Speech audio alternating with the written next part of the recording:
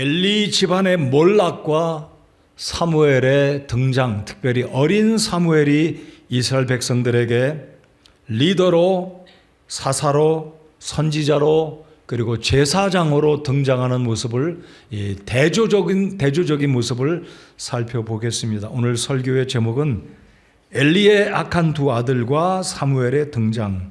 그래서 다시 말씀드리면 엘리 집안의 몰락과 또 상대적으로 제사장 집안의 사람이 아닌 이 사무엘이 제사장이 되어서 하나님을 섬기게 되는 새로운 인물의 등장을 2장에서 배워보겠습니다. 여러분, 지난주 2장 11절까지 저희들이 살펴보았는데요. 10절, 11절을 제가 한 번 더 읽어보겠습니다. 2장 10절입니다. 주의 대적들은 산산조각 나리로다. 그분께서 하늘에서부터 천둥을 치시리로다. 주께서 땅의 티끌을 심판하시고 자신의 왕에게 힘을 주시며 자신의 기름 부음 받은 자의 뿔을 높이시리로다 하니라. 지금 한나가 아들을 낳고 기뻐서 우리 주님을 찬양하는 모습인데, 제가 지난주에도 말씀드리기를 기름 부음 받은 자의 뿔을 높인다, 이 말은 사무엘을 가리키는 것이 아니라 예수 그리스도, 장차 오실 이스라엘 백성들의 메시아이신 예수님을 높이는 이 한나의 마음을 이 사무엘서의 저자를 통해서 볼 수 있다라는 것입니다. 그리고 11절은 독백으로 이제 끝이 나는데 일단락 짓고 있습니다. 문맥이 이제 끝마치는데 11절에 이 독백으로 끝나는 이 11절을 제가 한 번 더 읽으면은요, 엘가나는 라마에 있는 자기 집으로 돌아가고 그 아이는 제사장 엘리 앞에서 주를 섬기니라. 무엇인가 이 사무엘이 계속 지속해서 성실하게 주님을 섬기는 아이 사무엘에게 집중하는 이 나레이션으로 이 한 문단이 끝마치고, 대조적으로 12절에서는 엘리의 두 아들들이 등장하게 되는데, 벨리알의 아들들이다. 벨리알은 악한 자, 쓸모없는 자다라는 모습으로 어린 사무엘과 이 엘리의 두 아들이 대조가 되고 있습니다. 그래서 12절에서 이 대조적인 모습은 결국은 2장 마지막 절에 엘리 집안이 몰락하는, 아주 특별히 오늘 읽었던 31절, 32절, 33절, 44절에 보면 하나님께서 무서운 저주의 예언을, 삼중 예언을 하고 있습니다. 그 삼중 예언은 정말 무서운 하나님의 저주와 징계의 말씀입니다. 문맥을 통해서 계속 살펴보겠는데요. 왜 하나님은 이 사무엘기서 2장 12절에서 엘리의 두 아들들을 부정적인 측면으로 소개를 하고 있습니까? 그만큼 엘리의 이 제사장의 집안의 영적인 흐름이 좋지 않았다라는 것입니다.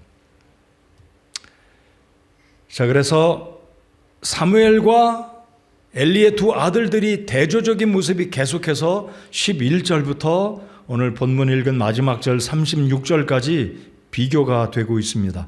자, 먼저 홈니와 비느하스의 이름의 뜻을 알려드리겠습니다. 홈니란 뜻은 움켜쥐는 자, 손에 무엇을 쥐고 있다.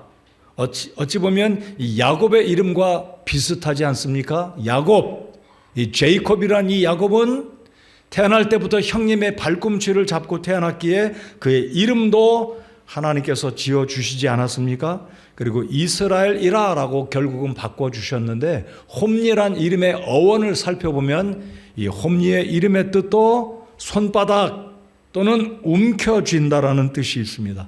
오늘 본문에 읽은 것처럼 홈니가 생고기를 좋아서 제사장들에게 고기를 내라, 고기를 내지 않으면 강제로 빼앗아 가겠다, 움켜쥔다, 손바닥, 홈니의 이름의 뜻이 아마 그의 행위와 연관이 있다라고 보여집니다. 그리고 비느하스는 청동뱀 또는 뱀의 입이라는 뜻이 있습니다. 좋지 않은 의미이죠. 이 비느하스는 이집트 말의 한 글자와 히브리 언어의 결합으로 만들어진 이름이다라고 학자들이 말을 하는데요.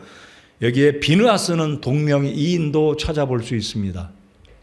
여기에 비느하스도 엘리의 제사장의 아들이기도 하지만 민수기에 보면 엘르아살의 아들 비느하스가 나오는데, 민수기에 나오는 엘르아살의 아들 비느하스는 이스라엘 백성들이 우상을 숭배하고 간음한 사건에서 간음죄를 저지른 사람을 데려다가 이 비느하스가 창으로 찔러서 하나님을 대신하여 징계한 모습, 긍정적인 일을 했던 비느하스가 있는 반면에 오늘 본문에 등장하는 이 엘리의 두 아들 홈리와 비느하스는 정말로 끔찍한 아주 악한 죄를 저질렀던 사람들이었습니다. 그래서 오죽했으면 벨리알의 아들들이다라고 성경이 기록을 했겠습니까? 그 정도로 이 홈리와 비느하스는 엘리의 아들들이었지만 제사장 집안의 아들이어서 어렸을 때부터 하나님을 섬기는 모습들, 신앙의 모습, 제사장 아버지의 모습을 옆에서 보면서도 이 홈리와 비느하스의 문제는 영적으로 매우 심각했고 하나님 앞에 매우 악독했었습니다.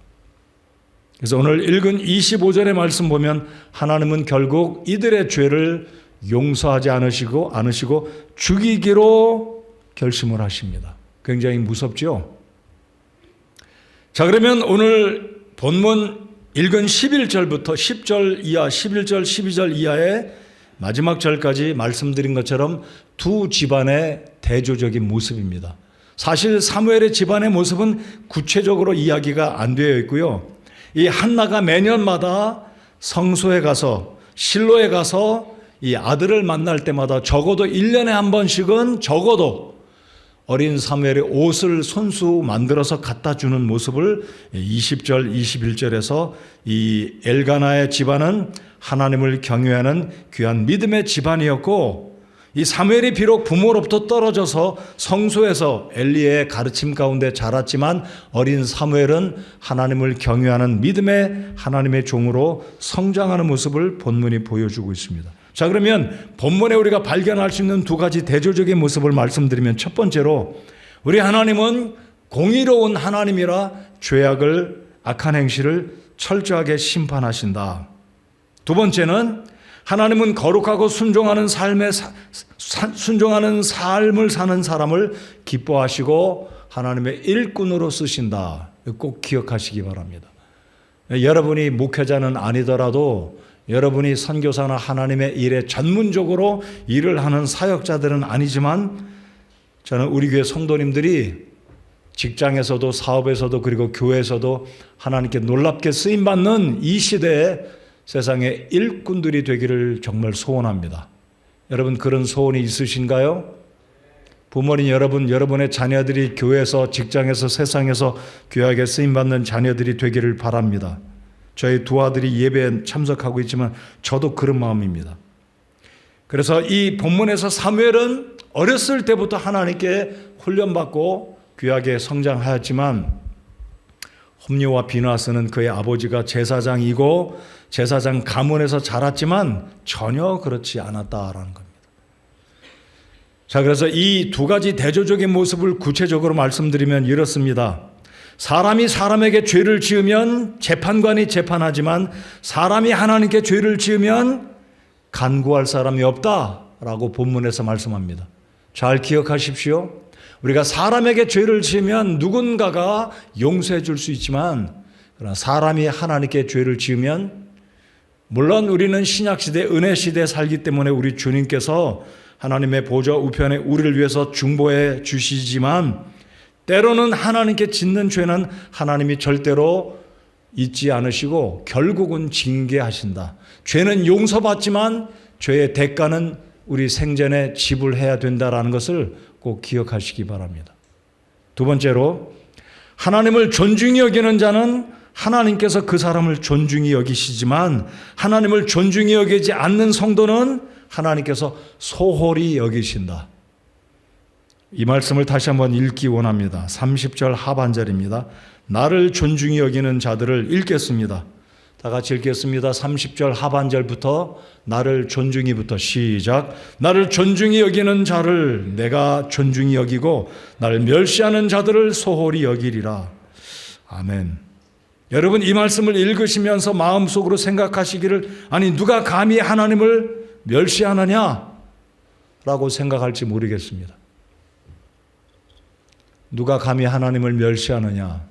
그러나 하나님을 멸시합니다. 제가 설교 끝부분에 어떻게 하는 것이 하나님을 멸시하는 것인지, 어떻게 하는 것이 하나님을 존중히 여기는 것인지 말씀을 통해 우리 자신들을 돌아보기 바랍니다. 또 하나는, 그래서 우리 하나님은 하나님을 위해서 신실한 제사장을 일으키시겠다. 35절에 오늘 설교 마지막 두 번째 구절입니다. 여러분, 이 36절을 보십시오. 제가 설교 끝부분에 시간이 빨리 지나면 이거 설명을 못할지도 몰라요. 36절 눈으로 보십시오. 얼마나 비참한가. 여러분, 홈리와 비느하스는 제사장 아들의 특권을 남용하고 고기를 건져 먹었습니다. 생고기를 빼앗아 먹었습니다.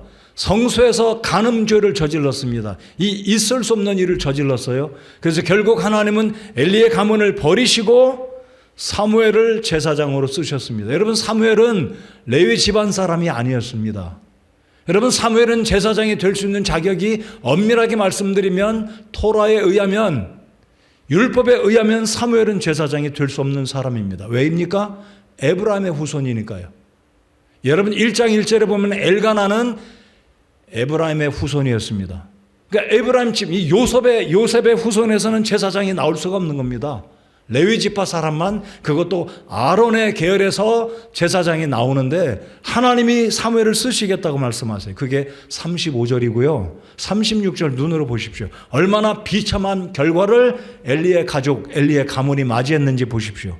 내 집에, 우리 하나님께서 엘리의 집안에 예언하시는 말씀입니다. 내 집에 남은 모든 사람이 와서 한 조각과 은 한 조각과 빵 한 조각을 위하여 그에게 엎드려 이르되 원하노니 내게 제사장 직무 중 하나를 맡기사 내가 빵 한 조각을 먹게 하소서 하리라 하니라.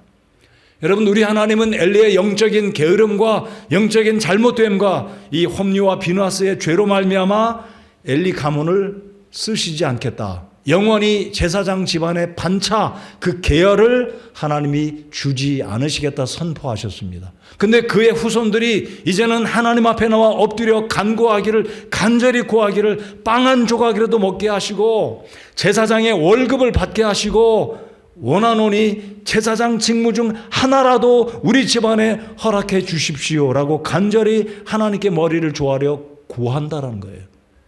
그러나 하나님은 다시는 엘리의 집안에 제사장의 직분을 주지 않으시겠다 말씀하셨습니다. 얼마나 우리 하나님이 엘리의 집안을 마음 아프게 생각하셨으면 이 아론의 반차에 따라 이 아론의 이 계열을 이어야 되는 제사장 집안의 제사장이 끊긴 겁니다. 오늘날 목사와 제사장은 다른 것이지만 목사의 집안에 목사가 나오는 것은 당연한 것은 아니지만 대부분 목사의 집안에 목사들이 많이 나옵니다. 그런데 오늘 이 말씀 보면 엘리의 집은 레위 지파의 특권을 우리 하나님이 더 이상 주지 않으시겠다. 그리고 사독의 집안으로 옮겨갑니다. 엘리의 후손들에는 제사장이 안 나와요. 사독으로 옮겨갑니다.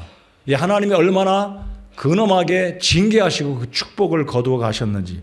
그래서 우리 하나님을 존중히 여기는 자에게 우리 하나님께서 존중히 여기신다는 이 말씀을 오늘 말씀을 통해 요 한 가지만이라도 마음속에 기억하고 가시면 우리의 삶에 하나님을 두려워하게 될 것이고 하나님의 은혜와 복을 받는 여러분의 가정이 되시기를 바랍니다. 자, 이제 본론으로 들어가겠습니다. 여러분, 이 사무엘사가 시작될 때 엘리가 얼마나 영적으로 센스가 없는 사람이었으면 그렇게 한나가 하나님께 간절히 기도할 때 영적으로 센스가 없던 이 엘리가 뭐라 그럽니까? 여자여 독주를 끊어라. 어찌 성소에까지 와서 술 취해가지고 그러느냐. 말이 됩니까, 여러분? 이 영적으로 이렇게 무감각한 엘리는 한나가 그렇게 아들을 낳지 못해서 눈물로 간절히 기도하는데 여자가 무슨 독주를 마시느냐. 이 정도로 센스가 없었다라는 거죠.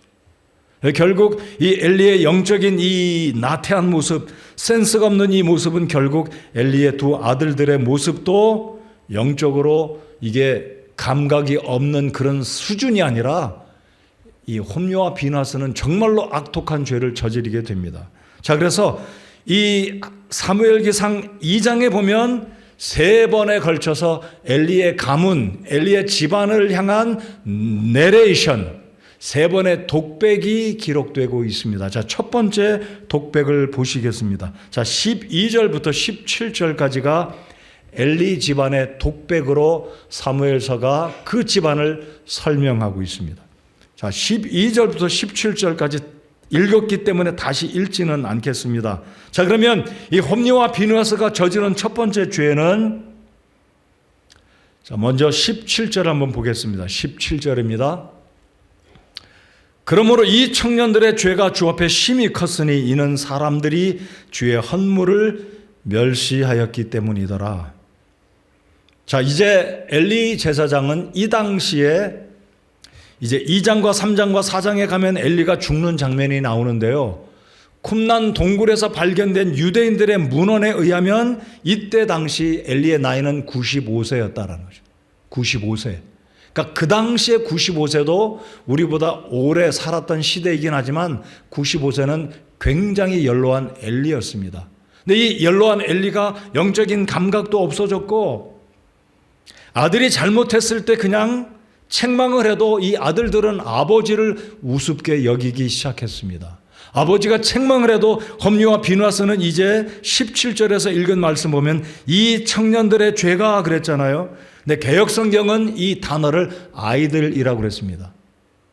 잘못된 번역이죠. 물론 이 히브리어 언어의 이 아이를 가르치는 나르라는 이 단어는요, 유소년기부터 청소년, 심지어 청년에 이르기까지 전체를 아우르는 말로 나르, 그러면 어린아이부터 청년들에 이르는 그 연령대를 그냥 통합해서 나르라고 합니다. 그러나 히브리어 원문을 잘 보시면 나르라고 했지만 이 영어 성경을 보거나 이 흠정역 성경은 이 엘리의 두 아들을 아이들이 아니라 청년이라고 그랬고, 아마 이 아버지가 연로했기 때문에 아버지의 뒤를 이어서 홈리와 비느하스는 제사장의 일을 이제 했을 무렵이었다라는 거죠. 그러니까 아버지가 대제사장이니까 이 홈리와 비느하스는 제사를 드리러 사람들이 생축, 희생물을 가지고 오면 이 희생물을 마음대로 건져 먹고 빼먹고 생고기 구워 먹으려고 못된 짓을 저지르게 되는 겁니다.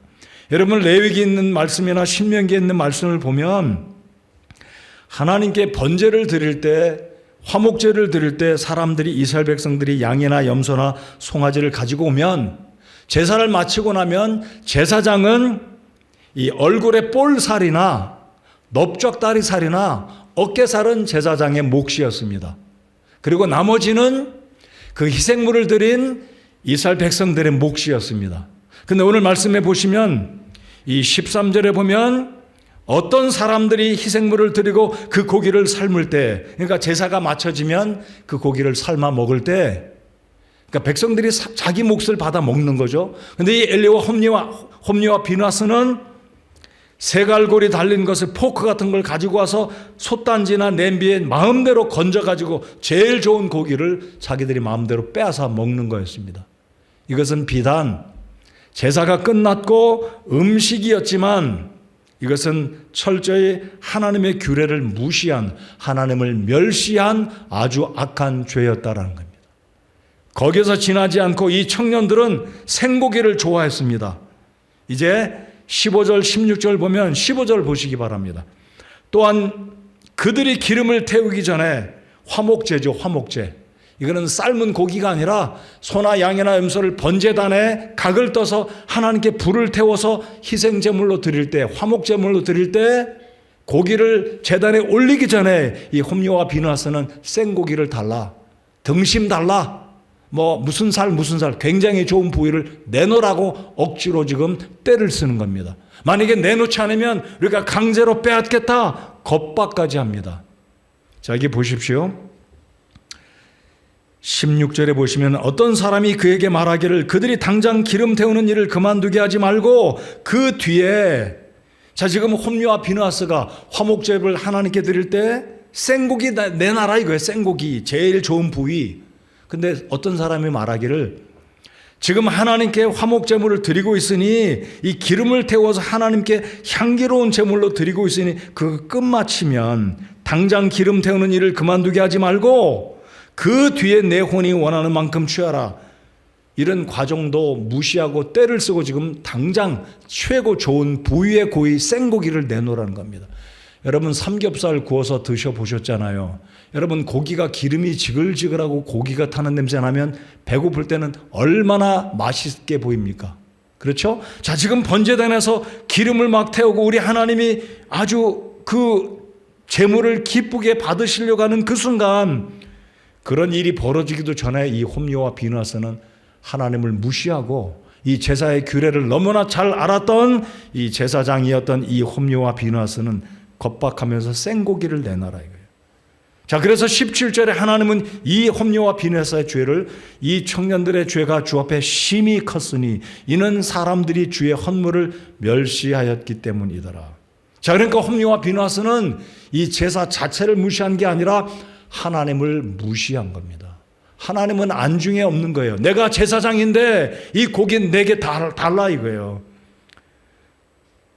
거기서 그친 것이 아니라 더 악한 죄는 이 홈리와 비느하스가 이제 성소에서 간음죄까지 저지릅니다. 22절을 보십시오. 읽었지만 또 한번 보시기 바랍니다.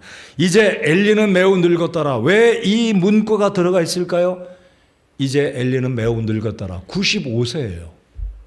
판단력도 느리고 아들들을 책망해도 아들들은 이제 자기 아버지를 할아버지로 취급하고 저 늙은이, 저 노인 아버지를 무시하고 이제 성소에서 감히 그 성소에서 여인들과 간음죄를 저지르게 된 겁니다. 자, 23절에 이 아들들의 소행을 들었던 엘리가 이렇게 말합니다. 내가 너희의 악한 행동을 이 온 백성으로부터 듣느니라. 아니라 내 아들들아, 내가 듣는 소문이 좋지 아니하니 너희가 주의 백성으로 하여금 범법하게 하는도다. 이게 전부였습니다.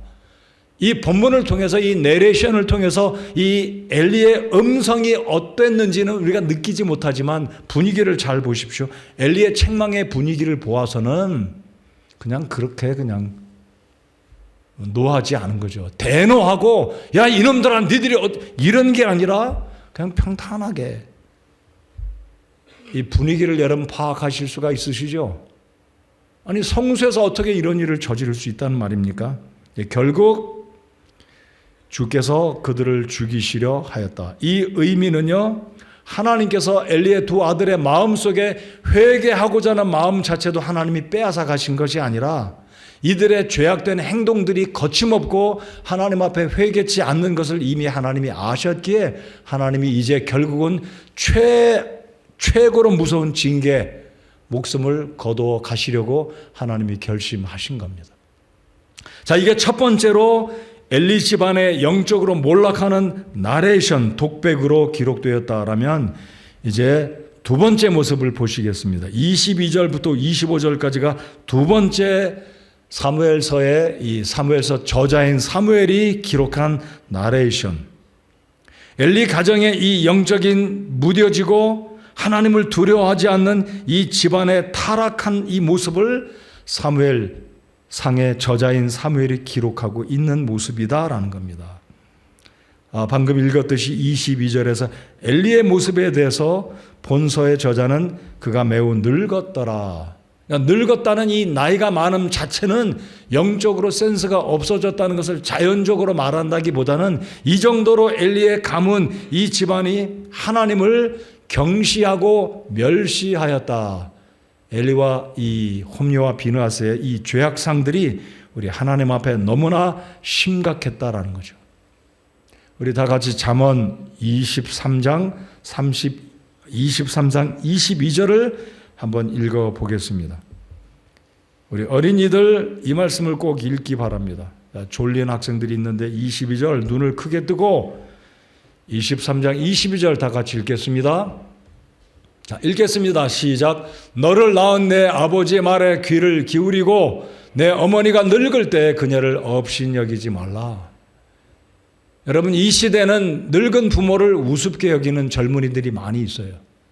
할머니, 할아버지로 치부하고 노인들의 말로 치부하고 학식도 부족하고 세상의 흐름도 모르고 유행이나 어떤 흐름에 대해서 전혀 감이 없는 우리 부모님의 말은 전혀 귀를 기울여 듣지 않는 것이 오늘 이 시대 젊은이들 다 그런 거는 아니지만 세태가 그렇다는 거죠.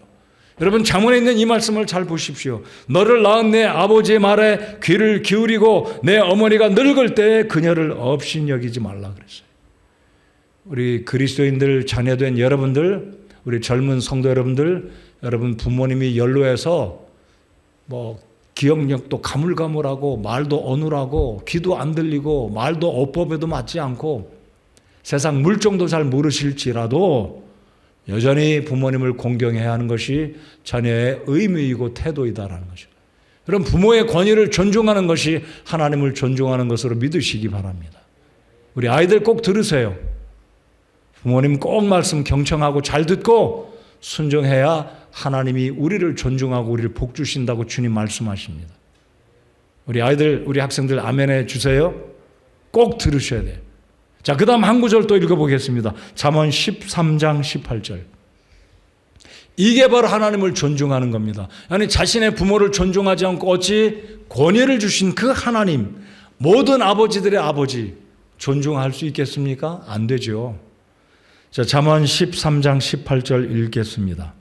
시작. 훈계를 거절하는 자에게는 가난과 수치가 있으려니와 책망을 중히 여기는 자는 존경을 받으리라. 이게 바로 우리 하나님이 복 주시는 비결입니다. 훈계를 거절하는 자에게는 가난과 수치가 있으려니와 책망을 중히 여기는 자는 존경을 받으리라. 우리 부모님을 존중하고 순종하고 부모님의 말씀에 귀를 기울여 듣는 자녀들이 될 때 우리 하나님이 복 주신다라는 거죠. 그러나 엘리, 홈리와 비누아스는 아버지의 말을 우습게 생각하고 한쪽 귀로 듣고 한쪽 귀를 흘려버리고 성소에서 있을 수 없는 일들을 저지른 겁니다. 고기를 제 마음대로 건져다 먹고 하나님께 제물로 가져와서 드리는 그 제물도 자기들 마음대로. 그래서 혈기 많은 사람들은 가끔가다 고기를 줄여야 되는 것도 제가 의사는 아니지만 이유가 다 있는 거예요. 혈기를 줄이려면 가끔가다 고기도 금식하고 고기도 줄이고 혈기를 줄여야 됩니다. 참조하시기 바랍니다. 성경에 없는 말이에요. 그러나 이유가 분명히 들어있다라고 생각합니다. 우리의 혈기, 우리의 정욕들 이런 것들을 절제하려면 가끔가다 고기도 줄이고 금식하고 적당하게 적절하게 잘 먹고 하나님 앞에 자신을 돌아보는 필요가 있다라는 겁니다. 자, 그래서 이 엘리의 두 아들들은 무엇이 문제였습니까? 결국은 오늘 12절의 말씀입니다. 12절 하반절을 보시겠습니다. 굉장히 중요한 말씀을 기록합니다. 12절의 하반절, 그들이 주를 알지 못하였더라. 이해가 되시는지 모르겠습니다. 아니, 제사장의 아들이 어찌 하나님을 모르냐 이거예요. 집사의 아들들이, 집사의 딸들이, 목사의 아들, 딸들이 어떻게 하나님을 알지 못하느냐? 우리 전도사님의 아들, 딸들이 하나님을 알지 못할 수 있겠습니까? 여러분, 이 말씀을 잘 보십시오. 그들이 주를 알지 못하였다라 그랬어요. 저는 이 말씀을 홈리와 비누아스는 구원받지 못한 사람이다라고 저는 생각합니다.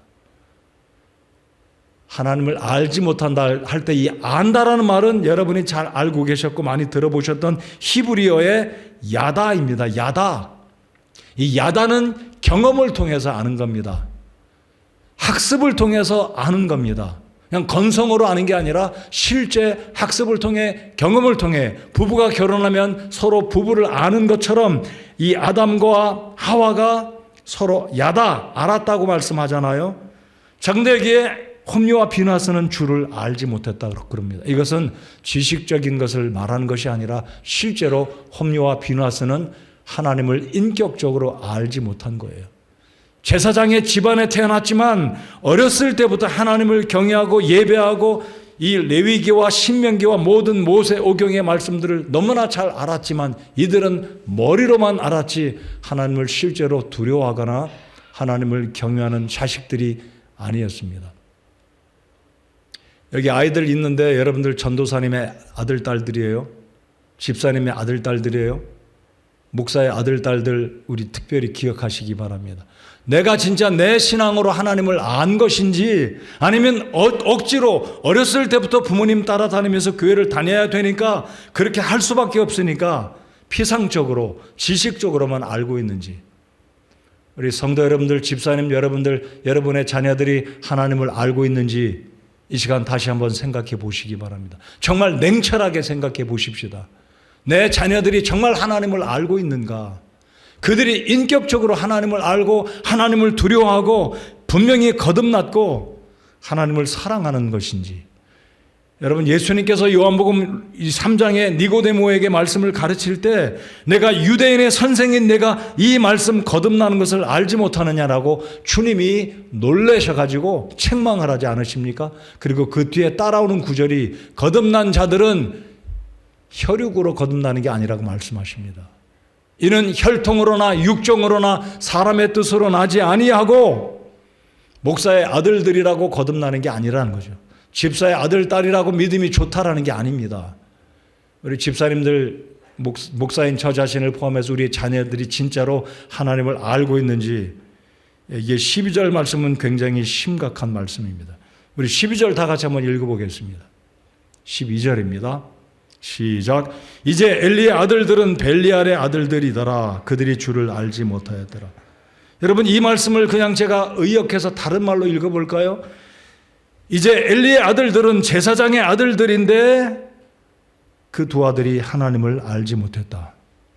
벨리알의 아들들이라고 소개합니다. 여러분, 엘리의 아들들인데 제사장의 말은 쏙 빠지고 벨리알의 아들들이라고 기록되어 있어요. 여러분, 우리의 자녀들이 10대 때는 마지못해 이렇게 교회에 올지 모르지만 이 자식들이, 이 아이들이 나이가 들고 지각이 생기고 이성이 생기면 내 부모의 믿음은 내 부모의 믿음이고 내 믿음은 내 믿음이다라고 하고 하나님을 떠나기가 쉽상입니다. 우리 교회 이제 10대 이상이 넘어서 우리의 자녀들 보면 교회 안 오는 자녀들이 정말 많아요. 오늘 이 말씀을 생각하며 여러분의 자식들을 위해서 정말 하나님께 기도하며 간절히 매달리고 기도하는 부모들이 되어야 할 것입니다. 아멘 안 하시네요? 여러분, 우리 집사님의 자녀들, 교회 안 오고 있는 자녀들 정말 많아요.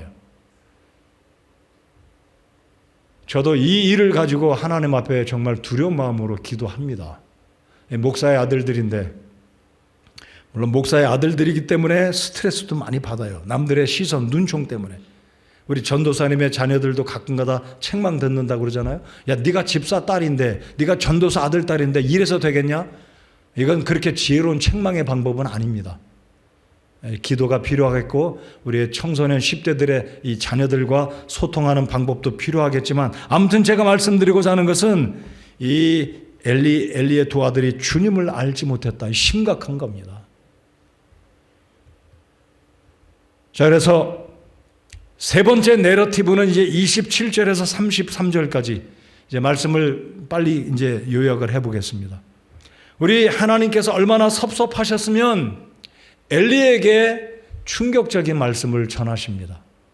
내가 가능하면 가급적이면 너의 집안과 약속한 대로 레위의 집안, 아론의 집안에서 제사장들이 계속 나오게 하겠다고 약속하셨는데 그게 28절입니까? 그렇죠?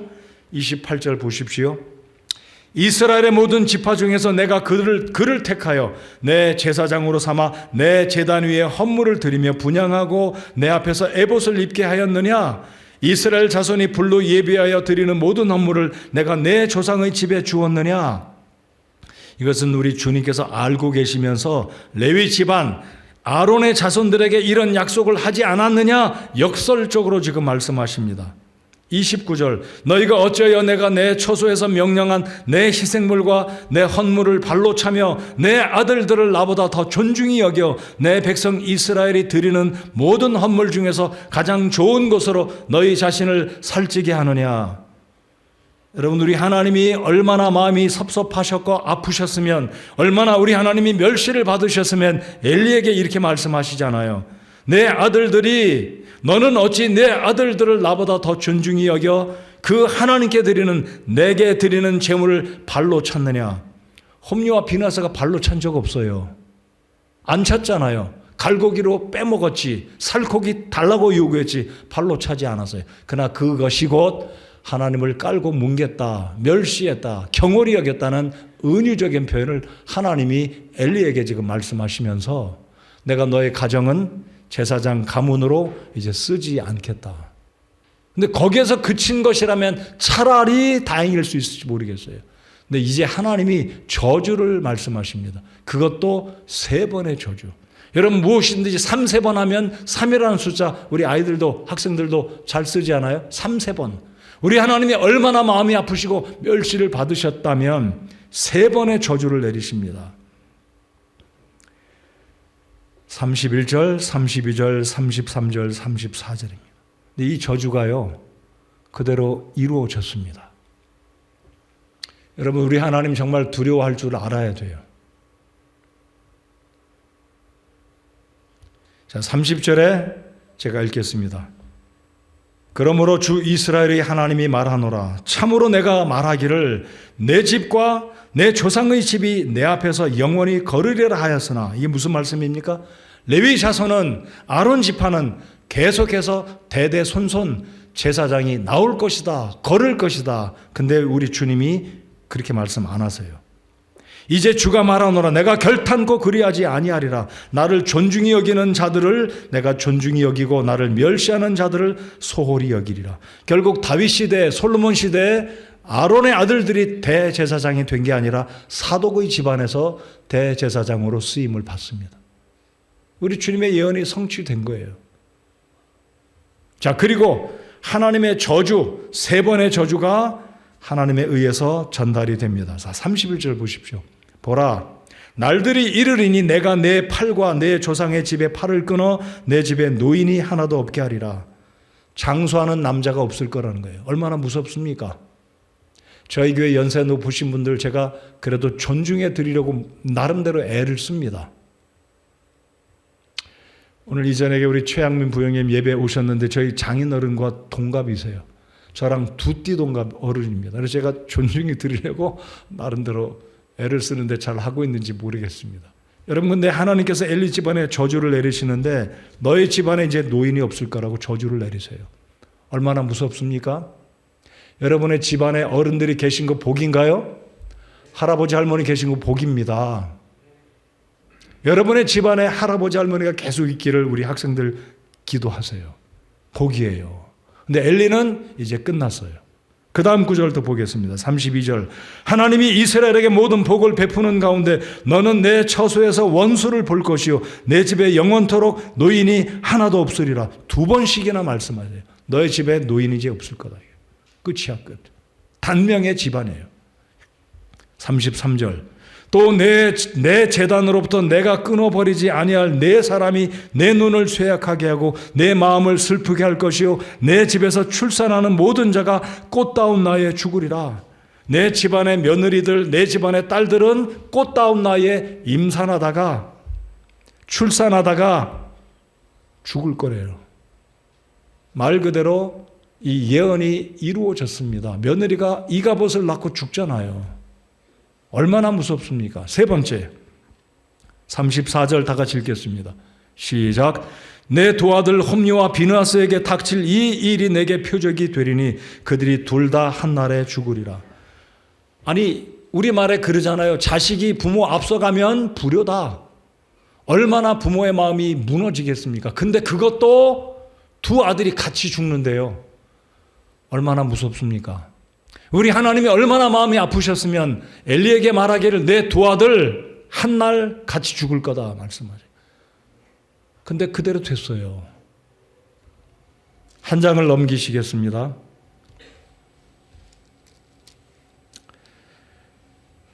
몇 장을 보시냐면요. 4장 12절을 보시겠습니다. 4장 12절입니다. 다 같이 읽겠습니다. 4장 12절 시작. 바로 그날에 어떤 베냐민 사람이 군대에서 달려나와 자기 옷을 찢고 자기 머리에 흙을 뿌린 채 실로에 이르니라. 이게 무슨 소식을 전해오냐면 지금 전쟁터에서 블레셋과 이스라엘이 전쟁하는데 그 이스라엘 전쟁에 이 엘리의 두 아들이 참여한 겁니다. 홈리와 비느하스. 근데 안타깝게도 홈리와 비느하스가 같은 날 한 장소에서 죽어버린 거예요. 이 소식을 들었던 엘리가 의자에 앉아있다가 몸이 비둔해서 의자가 뒤로 넘어가 엘리도 목뼈가 부러져 그 자리에서 즉사하고 말았어요. 그리고 그의 며느리도 손자를 낳는데 그 며느리도 죽어버렸습니다. 4장 15절에 보면 엘리는 98세다라 그랬잖아요. 이 예언이, 저주의 예언이 이루어진 거예요. 자, 이제 말씀의 결론을 이제 내려보겠습니다. 미국에 이런 말이 있지 않습니까? 미국 대통령을 지냈던 JF 케네디 가문의 저주, 케네디 가문의 저주 들어보셨죠? 이건 미국 사람들이 말하는 거예요. 그리고 미국 그리스도인들이 왜 케네디 가문의 저주가 있느냐? 낭설인지 모르겠지만은요, 미국 그리스도인들이 그럽니다. 왜 그러냐면 이 케네디, 존 F 케네디 대통령이 됐을 때부터 미국의 기독교가 핍박받기 시작했다. 공립학교에서는 기도가 금지당했고 여관, 호텔에서는 성경책이 다 사라지기 시작했고 그 일을 누가 명령했냐면 존 F 케네디 대통령이 그런 명령을 내렸다는 거예요. 공립학교에서 기도 못하게 하고 성경 읽는 거 못하게 하고 모든 호텔에 성경 제거해버리고, 저는 그 이유가 분명히 있다라고 저는 생각합니다. 여러분, 오늘 말씀에 우리 하나님이 너무나 마음이 아프셔서 이 엘리 가문을 버리시고 저주까지 하시면서 홈리와 비느하스를 주님이 결국은 그의 목숨을 거두어 가셨습니다. 한날 죽어버렸어요, 두 아들이. 엘리도 그의 죽음이 아름답지는 못합니다. 그의 집안의 젊은 사람들이 다 끊어져요. 그리고 유대 역사에 보면 이 엘리의 집안에 제사장이 한 명도 안 나왔다라고 역사가 기록합니다. 하나님의 예언이 그대로 실현이 된 겁니다. 우리 하나님 말씀 다시 읽고 오늘 말씀 마치겠습니다. 2장 30절 하반절입니다. 오늘 이 말씀을 잘 기억하십시오. 저 자신과 우리 성도 여러분들의 복된 삶을 위해서 이 말씀을 같이 읽고 싶습니다. 우리 다 같이 읽겠습니다. 나를 존중히, 시작. 나를 존중히 여기는 자들을 내가 존중히 여기고 나를 멸시하는 자들을 소홀히 여기리라. 자, 그러면 어떤 것이 하나님을 존중히 여기는 겁니까? 엘리와 홈리와 비느하스는 하나님의 성소를 우습게 생각했습니다. 성소에서 간음죄를 저질렀어요. 하나님께 드리는 성물들을 제 마음대로 뺏어다 먹었습니다. 이거 하나님을 굉장히 멸시하는 행위였습니다. 오늘날 이 시대에 우리에게 말씀을 적용한다면 하나님의 교회를 정말로 우습게 생각하면 안 됩니다. 하나님의 교회 두렵게 섬겨야 됩니다. 아멘 하시겠습니까? 하나님의 교회를 섬길 때 정말로 두렵게 섬기십시오. 하나님의 말씀을 정말로 두렵게 생각하고 순종하십시오. 플러스 하나님의 사람들을 존중하시기 바랍니다. 개개인 하나님의 종들 존중이 안 하셔도 되지만 그 사람이 목사로 하나님께 기름 부음 받은 안수받은 사람이라면 존중하시는 것이 하나님을 존중하는 겁니다. 그럼 우리 하나님이 기억하시고 존중히 여겨 주실 겁니다. 그러나 하나님을 존중히 여기지 않으면 하나님 또한 존중히 여기지 않겠다고 말씀하세요. 다시 말씀드립니다. 저와 우리 사랑하는 성도님들의 유익을 위해서 제가 아끼기 때문에 그런 말씀을 드립니다. 하나님을 존중히 여기시기 원하십니까? 하나님께 존중히 여김을 받기 원하십니까? 그럼 하나님의 교회를 존중히 여기십시오.